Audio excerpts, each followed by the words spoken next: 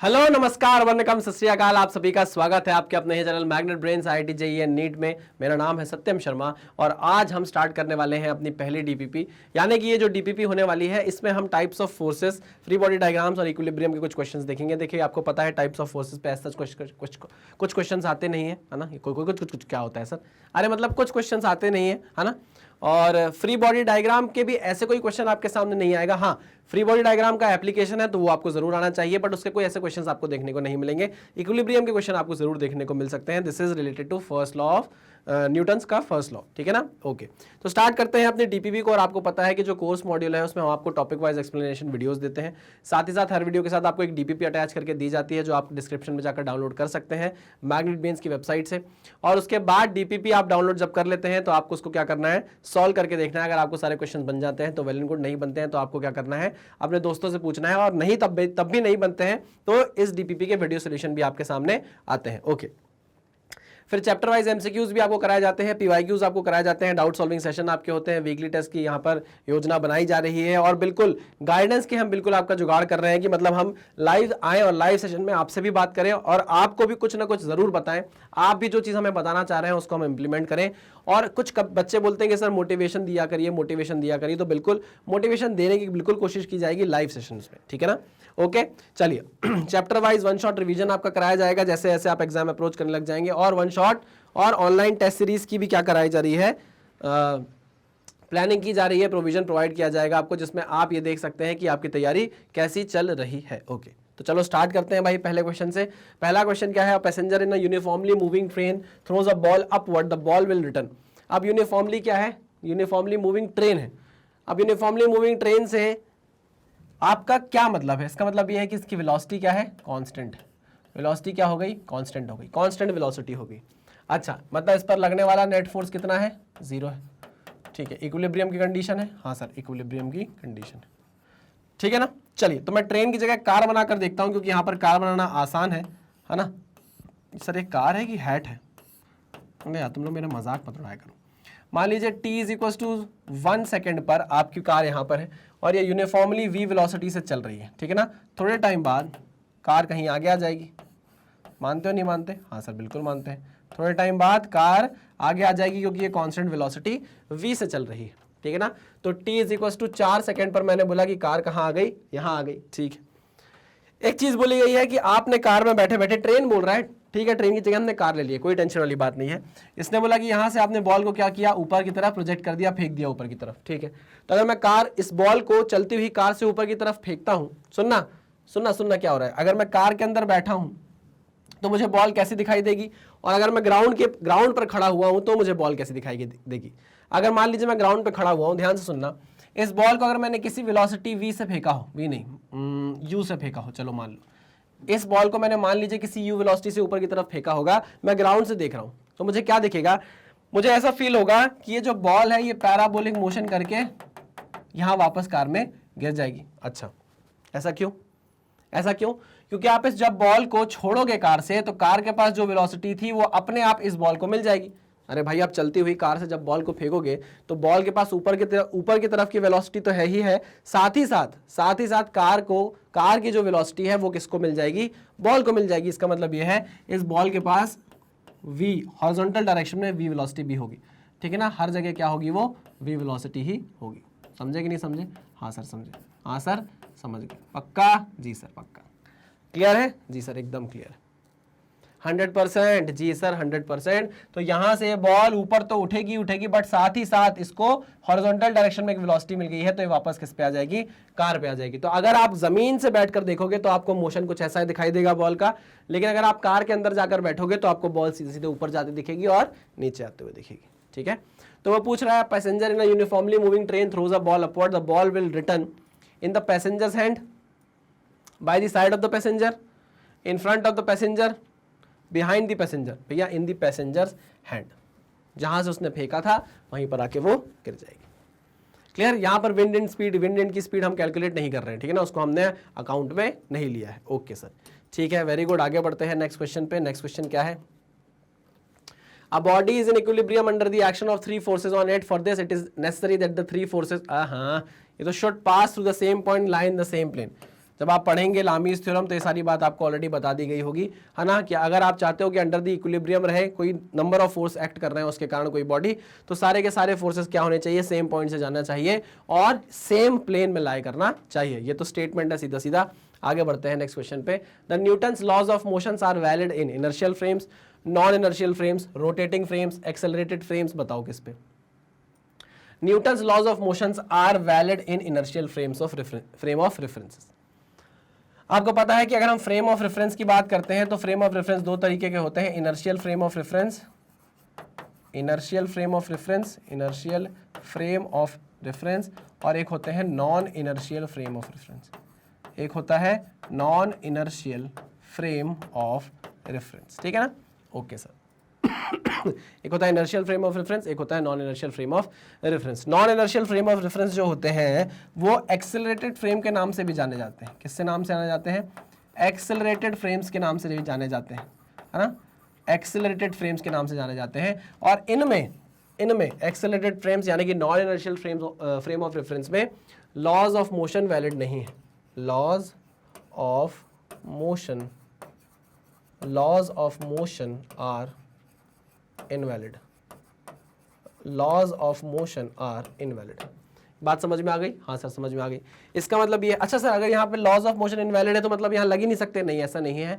यहाँ पर हम बात करते हैं फिर किनकी, सूडो फोर्सेस की। किसकी बात करते हैं हम यहाँ पर, सूडो फोर्सेस की। पढ़ेंगे आप, सूडो फोर्सेस की बात करते हैं। ये सूडो फोर्सेस मदद करते हैं हमको non inertial frame of reference में लॉज ऑफ मोशन को वैलिड कराने में, ठीक है।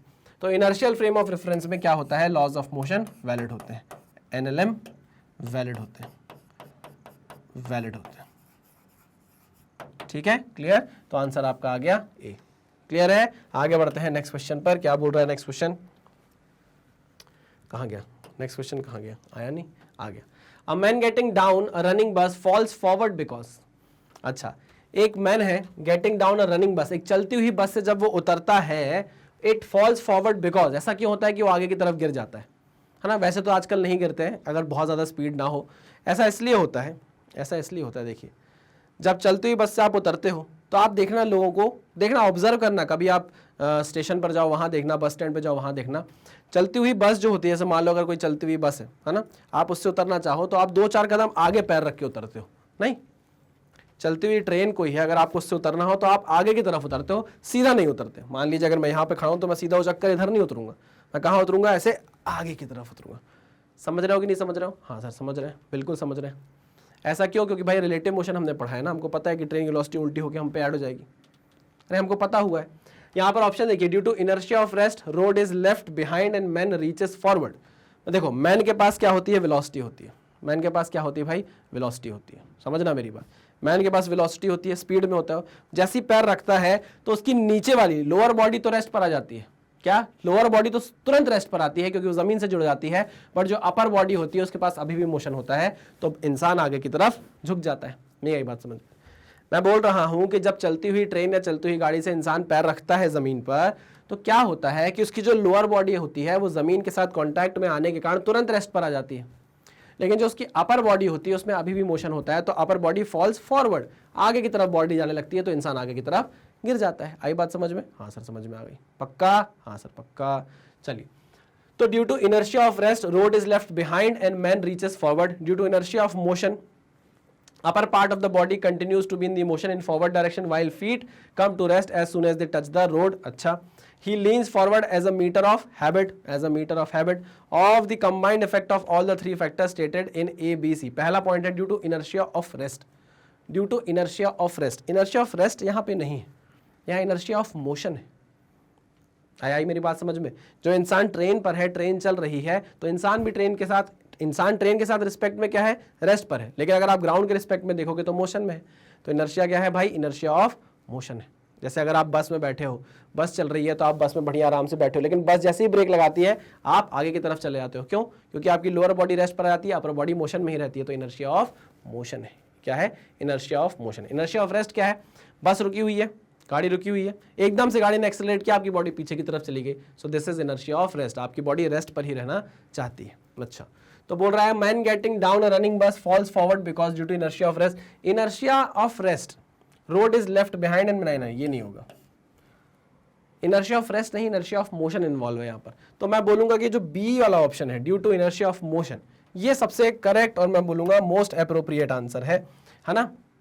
ही leans forward as a matter of habit, नहीं, बॉडी को पता होता है, बॉडी को पता होता है भाई फिजिक्स कहाँ लगानी है। हैबिट वैबिट नहीं होती कि भैया अरे हाँ जब उतरेंगे ट्रेन से तो आगे झुक जाएंगे, ऐसा नहीं है ना। इंसान के अंदर फिजिक्स बसी हुई है, उसको पता है। एक बार ऐसी कभी हुआ था मेरे साथ कि मेरे साथ मेरे एक दो दोस्त थे, चलती ट्रेन से मैं उतरा, मेरे को पता था थोड़ा 2 कदम आगे उतरना है अपन को तो अपन बच जाएंगे। मेरे दोस्तों को पता नहीं था, तो वो चलती हुई ट्रेन से सीधा ऐसे उतर गए, जैसे ही उतरे वैसे ही गिर गए। क्या कर गए? वैसे ही गिर गए। आई बात समझ में? हाँ सर समझ में आ गई। चलिए वेरी गुड, तो हमको समझ में आ गया है इनर्शिया ऑफ मोशन के कारण ऐसा होता है। Next question, in the given diagram the tension in the string is. ओहो हो, इस क्वेश्चन को करने के 2 तरीके हैं। इस क्वेश्चन को करने के 2 तरीके हैं, है ना।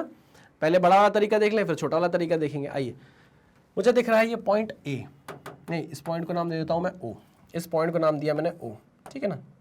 देखिएगा ध्यान से, है ना। इस 20 kg पर नीचे की क्या एक्ट करेगा? नीचे की तरफ 20 g, यानी कि इसका वेट एक्ट करेगा 20 g। हाँ सर बिल्कुल मानते हैं हम, इस पर 20 g नीचे की तरफ क्या करेगा? एक्ट करने वाला है। और क्या होने वाला है? और मुझे समझ में आ रहा है, मैं यहाँ पर एक लाइन ड्रॉ कर लेता हूँ। क्यों? अभी समझ में आएगा आपको, देखिएगा। चलिए, तो यहाँ पर आप देख सकते हैं एक टेंशन ये जाएगी इस डायरेक्शन में और एक टेंशन ये जाएगी इस डायरेक्शन में। हाँ कि ना? बिल्कुल सही कहा सर आपने। इसका कलर चेंज कर लेता हूँ, एक टेंशन जाएगी इस डायरेक्शन में, ठीक है सर। ओके, इसको मैं बोल देता हूँ टीबी, टेंशन टीबी, टीबी, और इसको बोल देता हूँ टेंशन टीसी। कोई दिक्कत नहीं सर, कोई दिक्कत नहीं। यहाँ पर एंगल है 45 डिग्री, तो ये 90 डिग्री होगा, तो ये भी कितना हो जाएगा? 45 डिग्री, ठीक है। तो यहाँ पर आ गया एंगल कितना? 45 डिग्री। अब यहाँ पर देखिए एंगल आपको 45 डिग्री दिया हुआ है, ये एंगल आपको 45 डिग्री दिया हुआ है। इसका क्या मतलब है कि ये एंगल भी कितना होगा? 45 डिग्री। क्लियर? तो अब देखिए ये TC है, इसका एक कंपोनेंट यहाँ आएगा TC cos 45, TC cos 45, और एक कंपोनेंट इसका यहाँ आएगा TB। कलर चेंज कर लेता हूँ भाई इनका, नहीं तो आप बोलोगे कि सर ये किसके किसके कंपोनेंट आपने बना दिए हैं। ये TB है, TB का एक कंपोनेंट यहाँ आएगा, ये क्या होगा? TB cos 45। अब आप ध्यान से देखिए, TB cos 45 TC cos 45 को बैलेंस कर रहा है। आई मेरी बात समझ में? तो cos 45 कट जाएगा, यहाँ से आपको मिल जाएगा TB is nothing but equal to TC, TB is nothing but equal to TC। लेकिन हमको तो वैल्यू फाइंड आउट करनी है, तो हमको क्या करना पड़ेगा? दूसरे कंपोनेंट पर नजर डालनी पड़ेगी। तो एक कंपोनेंट ये भी है भाई, ये कितना है? TB sin 45, TB sin 45, ठीक है ना। ओके, एक कंपोनेंट और भी आपको देखने को मिल सकता है। देखिए इसका एक कंपोनेंट यहाँ पर आपको देखने को मिलेगा, ये। आई मेरी बात समझ में? हाँ, ये कितना होगा? TC sin 45। अब आप ये जान गए हैं कि TB और TC के बराबर है। TB और TC क्या है? बराबर है। TB और TC क्या है? बराबर है। तो आप बोल सकते हो कि ये ट्वाइस ऑफ TC sin 45 लिखा जा सकता है क्या ऊपर की तरफ? हाँ सर लिखा जा सकता है। ट्वाइस ऑफ TC sin 45 ऊपर की तरफ, इसको कौन बैलेंस कर रहा है? 20 इंटू जी, यानी कि 200 न्यूटन। समझ गए? हाँ सर समझ गए। तो 2 इंटू TC sin 45 की वैल्यू कितनी है? 1/√2 इंटू इज इक्वल टू 200। अच्छा, ये 2 से का दिया मैंने 2, तो ये बचा TC इज इक्वल टू 100√2। 100√2, √2 होता है 1.414, 100 से मल्टीप्लाई करूंगा तो 141 समथिंग आ जाएगा। कितना आ जाएगा? 141.2 समथिंग न्यूटन, है ना। तो आपसे TC की ही वैल्यू पूछी थी, तो आंसर आ गया कितना? 141.2 न्यूटन। क्लियर? ये तो हो गया एक तरीका, ये पहला तरीका है। दूसरा तरीका मैं आपको एक हिंट दे देता हूं। लामीज थ्योरम से आप इस क्वेश्चन को कर सकते हो। किससे कर सकते हो? लामीज थ्योरम से आप इस क्वेश्चन को कर सकते हो। आइए इसको कॉपी करके एक बार मैं हिंट दे देता हूं आपको। आओ आओ, क्या सोच कर आए थे? सरदार खुश होगा, शाबाशी देगा, है। चलिए इसको डिलीट करो भाई, डिलीट हो जा, हो गया। आइए यहाँ पर लामीज थ्योरम लगाते हैं हम। लामीज थ्योरम कैसे लगेगा? ये पॉइंट O था, नीचे की तरफ लग रहा है 20G, ठीक है ना। यहाँ की तरफ लग रहा है TB और यहाँ की तरफ लग रहा है TC। अगर हम बात करें तो हमको अगर ये एंगल और ये एंगल पता चल जाए तो हमारा काम बच जाएगा, है ना। बिगड़ी मेरी बन जाएगी। आ जाओ, तो हम बोल सकते हैं कि अगर ये 45 डिग्री है तो ये 90 डिग्री है। ये कितना है? 90 डिग्री है। तो पूरा एंगल कितना हो जाएगा? 90 + 45, 9, 90 और 45 है ना, 135। कितना हो जाएगा ये? 135 डिग्री। कितना हो जाएगा ये? 135 डिग्री। क्यों? क्योंकि इतना क्या था, 45 था और इतना 90 था।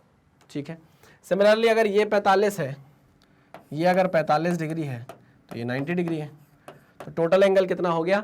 135। कितना हो गया?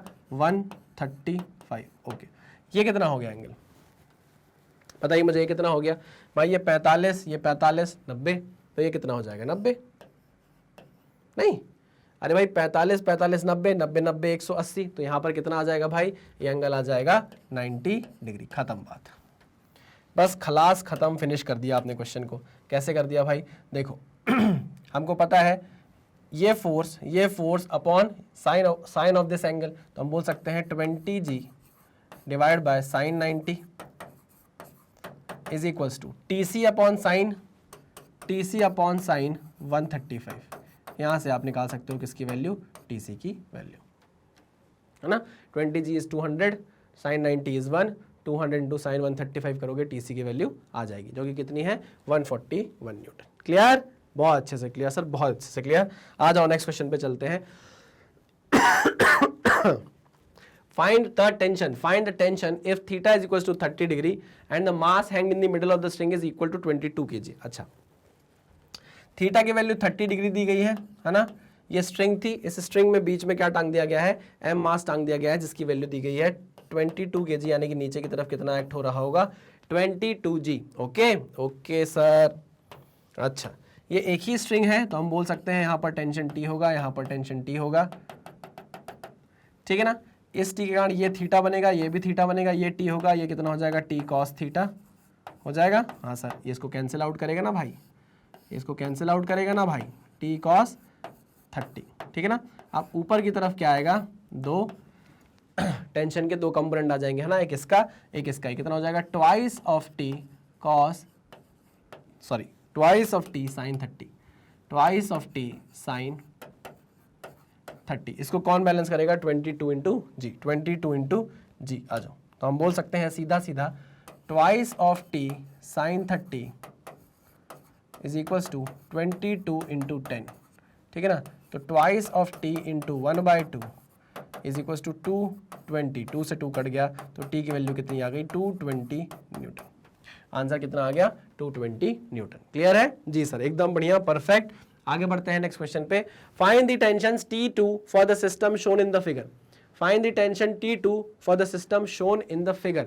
अच्छा, यहाँ पर आपको एक ब्लॉक ये, एक ब्लॉक ये, एक ब्लॉक ये देखने को मिल रहा है ना, 3 ब्लॉक देखने को मिल रहे हैं। समझिएगा, इस पे नीचे की तरफ क्या लगेगा? इसका mg यानी कि 3 इंटू जी, इसका वेट नीचे की तरफ लगेगा, इसका वेट नीचे की तरफ इस पे लगेगा 2g, और इसका वेट इसकी तरफ लगेगा कितना? जी। मानते हो कि नहीं मानते? हाँ सर, बिल्कुल मानते हैं।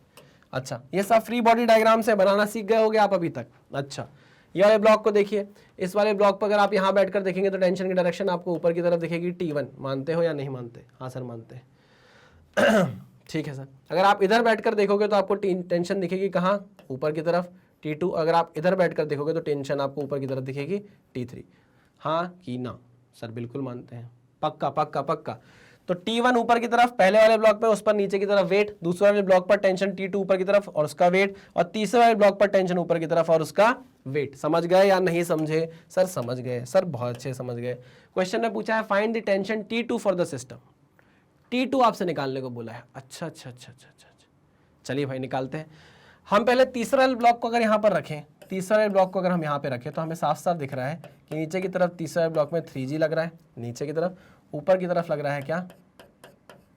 T3, ठीक है ना। इक्विलिब्रियम कंडीशन है, तो हम बोल सकते हैं T3 किसके बराबर हो जाएगा? 3 टाइम्स ऑफ g के बराबर हो जाएगा। मानते हो ये बात कि नहीं मानते?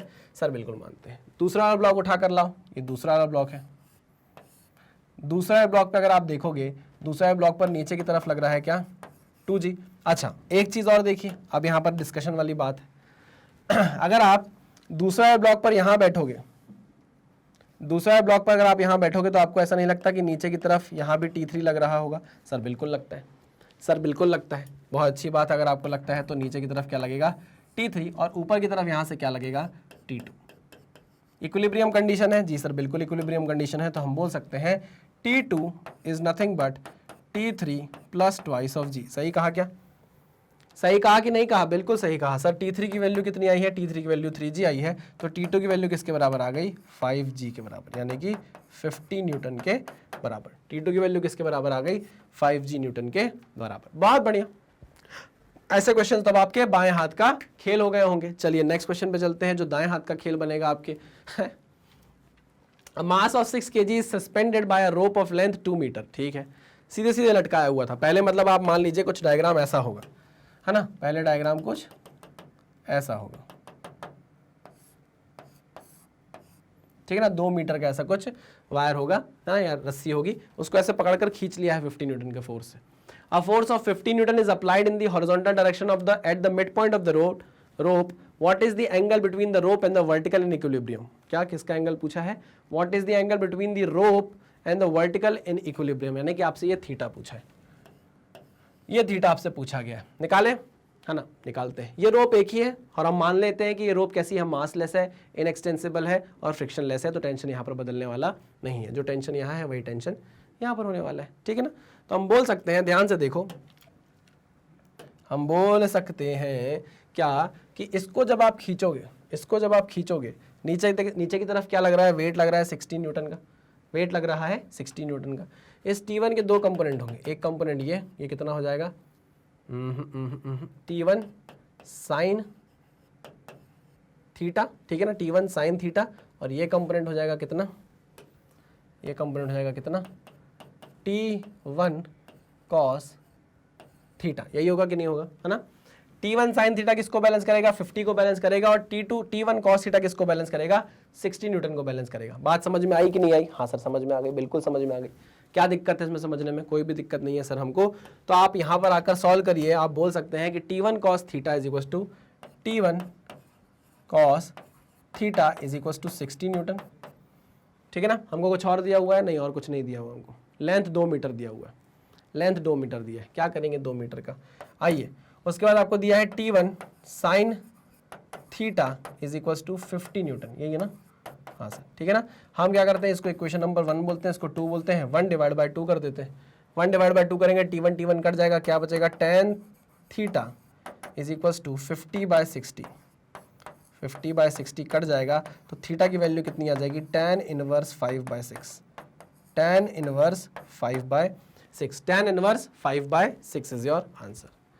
ठीक है, क्लियर? बहुत आसान सा क्वेश्चन था, डरने वाली कोई भी बात नहीं थी। थीटा आ गया है tan इनवर्स 5/6। नेक्स्ट क्वेश्चन पे चलते हैं।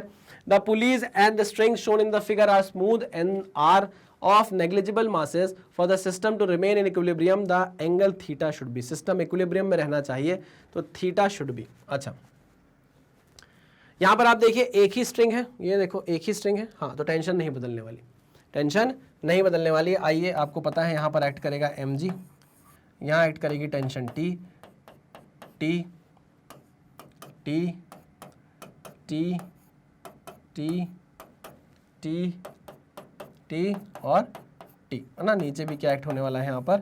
mg। नीचे यहाँ क्या एक्ट होगा? √2 टाइम्स ऑफ mg।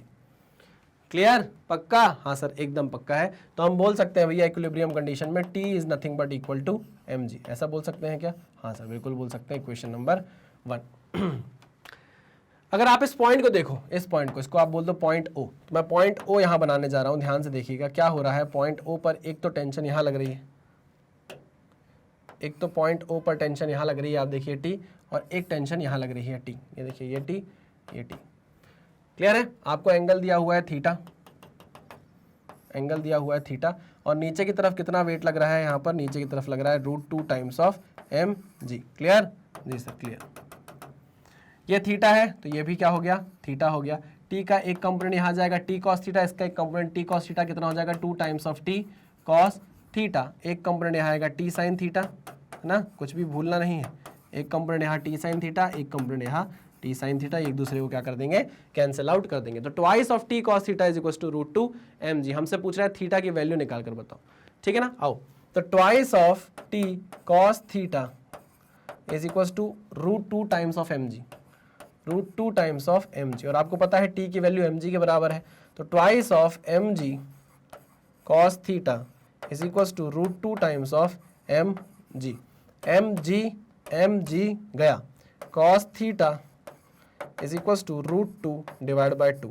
नीचे √2 से मल्टीप्लाई किया, ऊपर √2 से मल्टीप्लाई किया, क्या होगा भाई, ये 2 चला गया, थीटा की वैल्यू 45 डिग्री आ गई क्या, तो आंसर हो गया 45 डिग्री। क्लियर है, सिंपल, कुछ नहीं किया है, इक्विलिब्रियम की कंडीशन लगा के हमने अपने फोर्सेस को बैलेंस किया है और थीटा की वैल्यू फाइंड आउट करी है। आपको इस बात से कोई भी दिक्कत नहीं होनी चाहिए। नेक्स्ट क्वेश्चन पे चलते हैं। बढ़िया क्वेश्चन। क्या बोल रहा है, A metal sphere is hung by a string fixed to a wall. The forces acting on the sphere are shown in the figure. Which of the following statements is correct? अच्छा, correct पूछ रहा है, incorrect तो नहीं पूछ रहा था। ठीक है भाई, तो यहाँ पर एक T है, एक R है और एक W है। ये चीज़ W होगी भाई, वेट है ना, ये क्या है, W। हाँ ओके, तो यहाँ पर बोल रहा है A option, R vector plus T vector plus W vector is equal to 0। R vector plus T vector plus W vector is equal to 0। यहाँ पर इक्विलिब्रियम की कंडीशन है क्या, fixed wall two force acting on the sphere are shown, which of the following statement is correct. R vector plus T vector plus W vector is equal to 0, मेरे ख्याल से तो ये सही होना चाहिए क्योंकि इक्विलिब्रियम की कंडीशन है। क्या कंडीशन है ये एक इक्विलिब्रियम की कंडीशन है और इक्विलिब्रियम की कंडीशन में आपको पता है जो नेट फोर्स होता है वो क्या होता है, 0 होता है। नेट फोर्स क्या होता है, 0 होता है। तो यहाँ पर ये तीनों चीजें क्या शो कर रहे हैं, ये तीनों ही वेक्टर्स जो है वो फोर्स शो कर रहे हैं। अगर ये फोर्स वेक्टर्स मिलकर एक क्लोज लूप बना लेते हैं, एक क्लोज लूप बना लेते हैं इन दी सेम ऑर्डर, तो आपको पता है कि क्या हो जाने वाला है, इसका रिजल्टेंट 0 आने वाला है। समझ रहे हो, रिजल्टेंट क्या है, नेट 0 है। इन तीनों फोर्सेस का रिजल्टेंट क्या हो रहा है, 0 हो रहा है। मेरी बात समझ में आई कि नहीं आई, क्लियर? हाँ सर, एकदम क्लियर, पक्का 100%। जी सर 100%।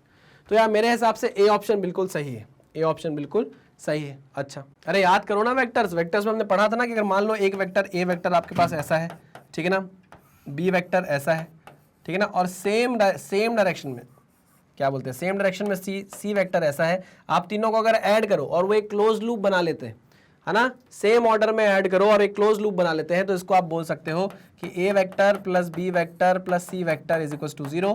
मतलब जो रिजल्टेंट वेक्टर आया है उसकी वैल्यू क्या आ गई है, 0 आ गई है। समझ रहे हो कि नहीं? यहाँ पर ये तीन फोर्स के वेक्टर हैं भाई, आप इन तीनों को ऐड कर रहे हो तो इक्विलिब्रियम कंडीशन बन रही है, मतलब नेट फोर्स 0 आ रहा है।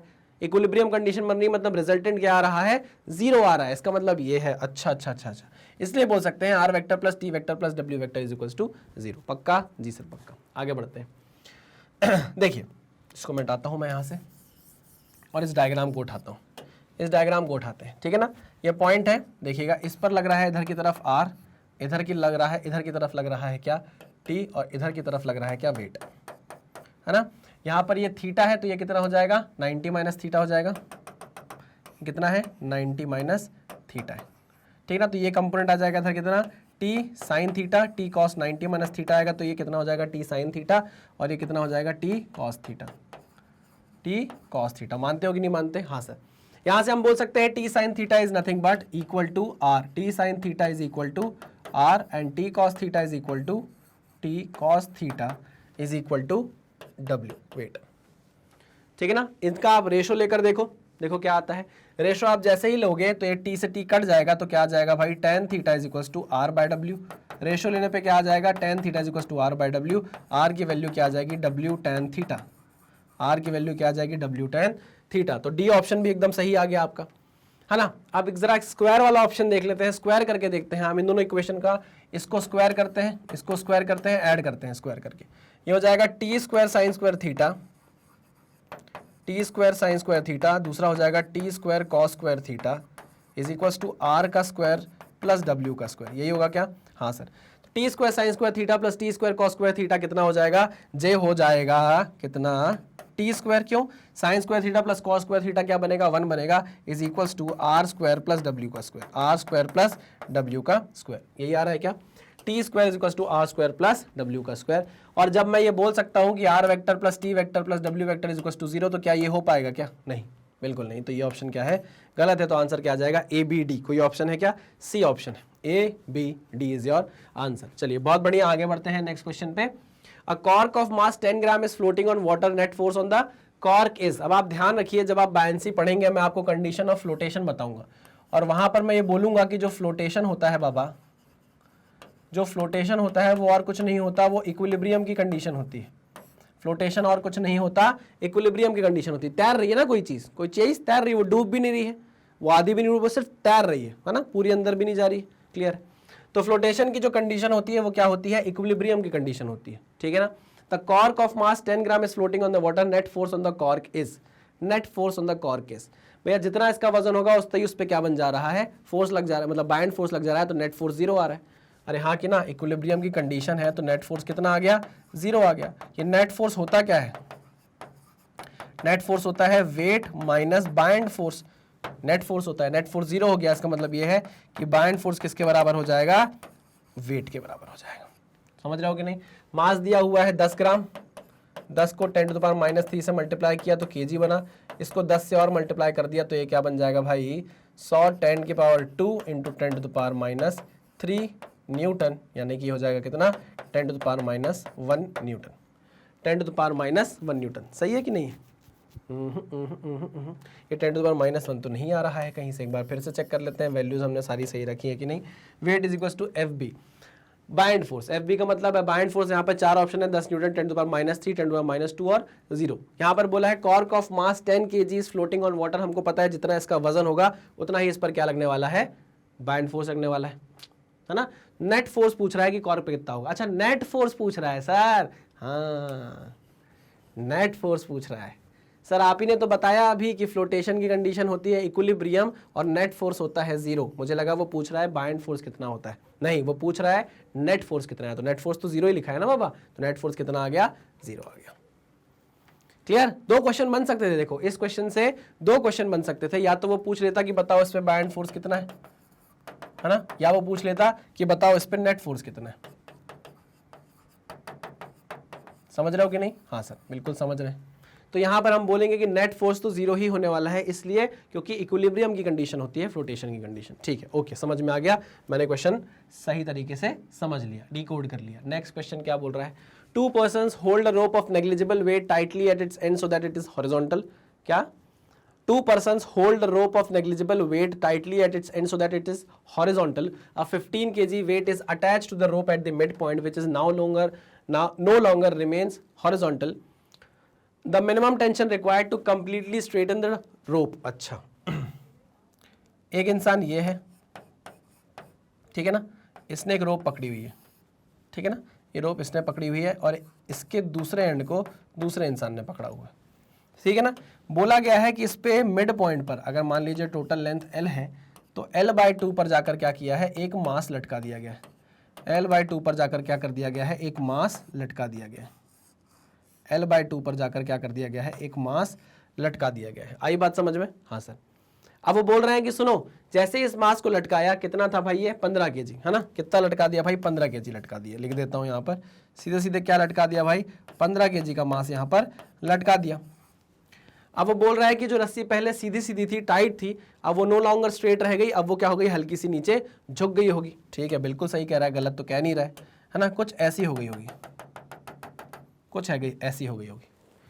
क्लियर है? हाँ सर एकदम क्लियर है, मतलब वर्टिकल से कुछ एंगल बना लिया होगा उसने, है ना, मतलब कुछ ऐसा थीटा बन गया होगा वर्टिकल से एंगल, कुछ ऐसी हो गई होगी रोप। ओके सर, ठीक है।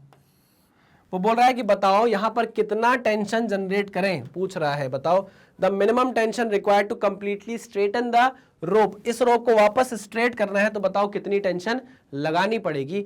आइए देखते हैं। आपको पता है भाई, अगर टेंशन टी यहाँ लग रही है, टेंशन टी यहाँ लग रही है, तो इन दोनों के एक कंपोनेंट इसका, एक कंपोनेंट इसका ऊपर आएगा, तो ऊपर कितना आ जाएगा, 2t cos थीटा। हाँ कि ना, हाँ कि ना? हाँ सर बिल्कुल सही। और नीचे क्या एक्ट कर रहा है, ए वेट 15 इंटू जी नीचे की तरफ एक्ट कर रहा है, 15 इंटू जी नीचे की तरफ एक्ट कर रहा है। ठीक है, वो बोल रहे हैं कि यार ये रोप क्या हो जानी चाहिए, हमको कोशिश करना है कि रोप क्या हो जाए, रोप क्या हो जाए, बिल्कुल सीधी हो जाए। अगर रोप बिल्कुल सीधी हो जाती है, रोप बिल्कुल सीधी हो जाती है, वापस इस पोजीशन में आ जाती है, तो आपको ऐसा नहीं लगता कि थीटा की वैल्यू 90 डिग्री हो जाएगी? आपको ऐसा नहीं लगता थीटा की वैल्यू 90 डिग्री हो जाएगी? बिल्कुल सही कहा आपने, बिल्कुल सही कहा। पहले आपने देखा कि 2t cos थीटा किसको बैलेंस कर रहा था, 15g को बैलेंस कर रहा था। हाँ कि ना? हाँ सर बिल्कुल सही कह रहे हैं। ओके, हमको टेंशन की मिनिमम वैल्यू निकालना है, तो t is nothing but 15 into g divided by 2 cos theta. मैंने बोला कि टेंशन की वैल्यू आपको तब निकालना है जब ये रोप बिल्कुल सीधी हो जाए। रोप अगर बिल्कुल सीधी हो जाएगी तो थीटा की वैल्यू 90 डिग्री नहीं हो जाएगी। अगर थीटा की वैल्यू 90 डिग्री हुई तो cos 90 जीरो हो जाएगा। cos 90 अगर जीरो हुआ तो t क्या हो जाएगा, t tends to infinity. t क्या हो जाएगा, इन्फिनिटी हो जाएगा। तो मिनिमम आपको क्या करना पड़ेगा, इनफाइनाइटली लार्ज वैल्यू करनी पड़ेगी टेंशन की, तब जाकर आपको ये रोप सीधी मिलेगी। नहीं तो रोप आपको बिल्कुल सीधी नहीं मिल सकती। कुछ ना कुछ उसमें क्या रहेगा, एंगल तो बनने वाला है, कुछ ना कुछ डिप्रेशन तो आ ही जाएगा रोप में। ओके सर, ठीक है, आगे बढ़ते हैं नेक्स्ट क्वेश्चन पे। A boy of mass 40 kg is hanging from a horizontal branch of tree. The tension in his arms is minimum when the angle between the arms is. Okay, एक branch of tree है भाई, इससे एक बच्चा मैंने लटका दिया, एक बच्चा मैंने ऐसे लटका दिया, ठीक है ना। इसके हाथ है, सॉरी कानून के हाथ है क्या, इतने लंबे कैसे हैं इसके हाथ। अरे यार तुम लोग यार, अभी मैं इसकी पेंटिंग बनाकर बेचता तो करोड़ों में बिकती, इतना अच्छा बनाया था मैंने वो फिगर, ठीक है ना। कैसा, एक नंबर है ना। ये क्या कर दिया गया भाई, लटका दिया गया, ठीक है। ओके, बोल रहा है बॉय ऑफ 40 kg, मतलब इसका वजन नीचे की तरफ एक्ट करेगा कितना, 40 g। आगे बोल रहा है hanging from a horizontal branch of tree, the tension in his arm is minimum. Tension in his arm is minimum. अगर मान लीजिए ये टी टेंशन है, ये टी टेंशन है, और ये एंगल कितना है, थीटा है। एंगल कितना है, थीटा है। कितना है ये, थीटा एंगल है। समझ रहे हो, यही बात समझ में। थोड़ा बड़ा बनाओ क्या फिगर, हाँ सर थोड़ा सा फिगर बड़ा बनाइए ताकि हमको अच्छे से क्लियरली दिखाई दे, ताकि हम एंगल तो देख पाए क्या एंगल है।